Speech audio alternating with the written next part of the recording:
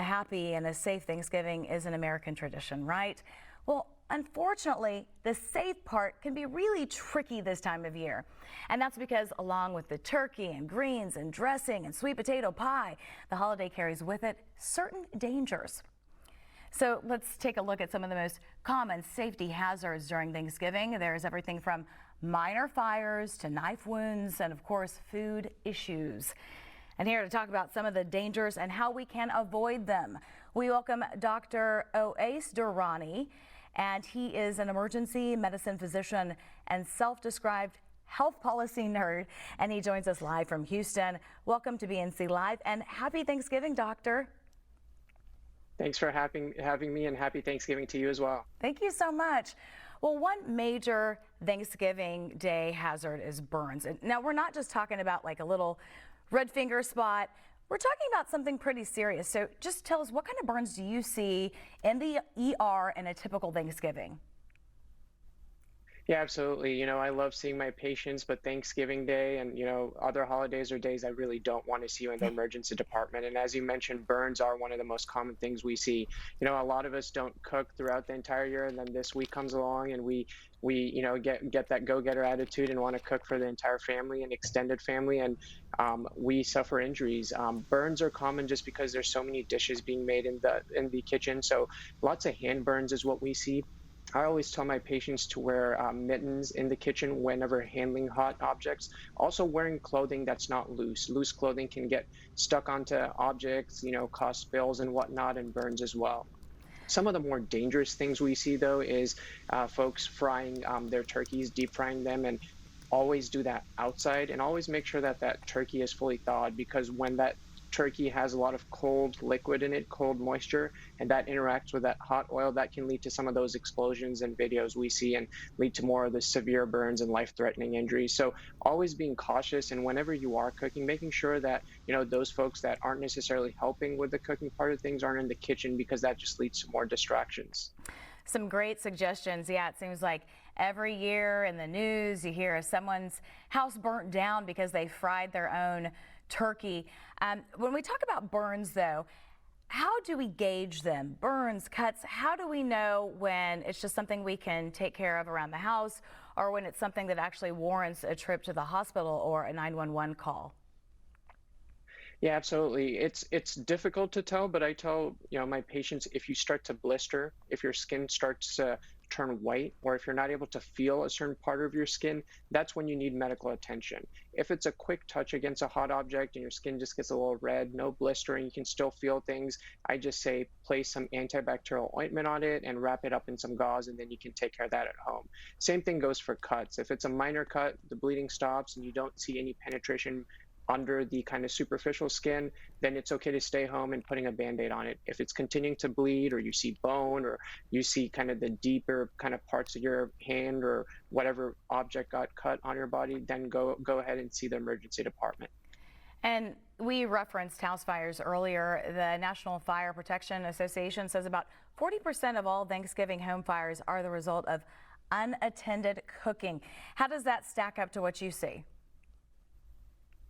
Exactly. And once again, it goes to, us getting busy, and a lot of, us wanting to catch up on conversations and whatnot, and forgetting about certain things in the oven, or certain things being fried, and then that leading to issues.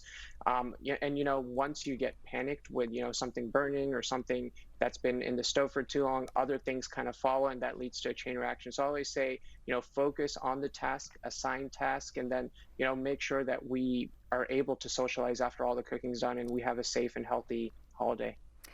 All right, so we're going to eat good today, and we're grateful for that. And then we have all these leftovers. And so my question for you is, how long are those leftovers good for? When do we need to ditch them?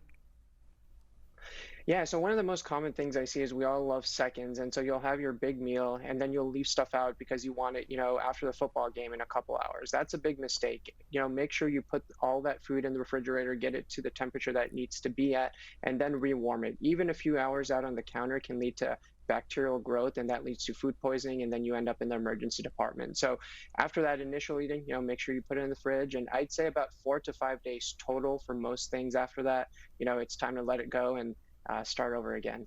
Okay, so don't turn the turkey into a special soup and then find something else for it. I know some families do that, some families. But okay, so also I want to talk about COVID because we've all just been yearning, right, for gatherings where we can be around our families. And for a lot of families, this will be possibly their first time getting all together. So what are some important COVID rules that we need to follow at our family gatherings today?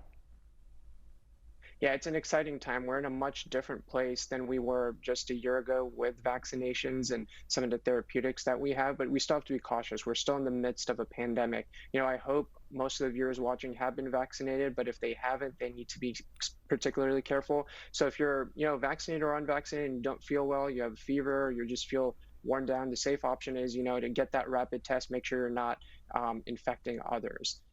If you are in a get together where there are a mixture of vaccinated and unvaccinated folks, kind of see if you could do that in a more open area, outside, good ventilation.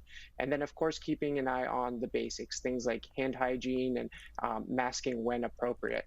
I, have been telling all my patients that before they travel for Thanksgiving, getting those rapid tests, and then once they travel back home, getting those tests to make sure that you don't have an asymptomatic infection or breakthrough infection.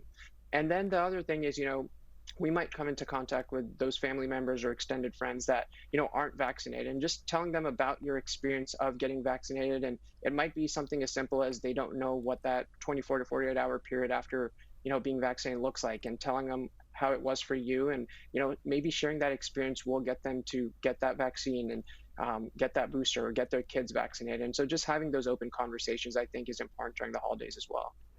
And after that holiday meal, we always feel sleepy. And I understand it's because of something in the turkey. So explain what's going on with this.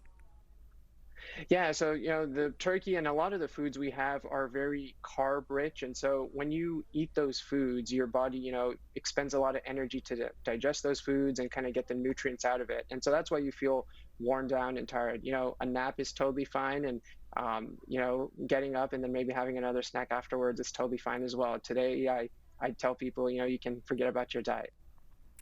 Well, I am taking the advice from the doctor. I'm going to forget about my diet and I am going to nap. So thank you for being with us again. I hope you have an amazing holiday.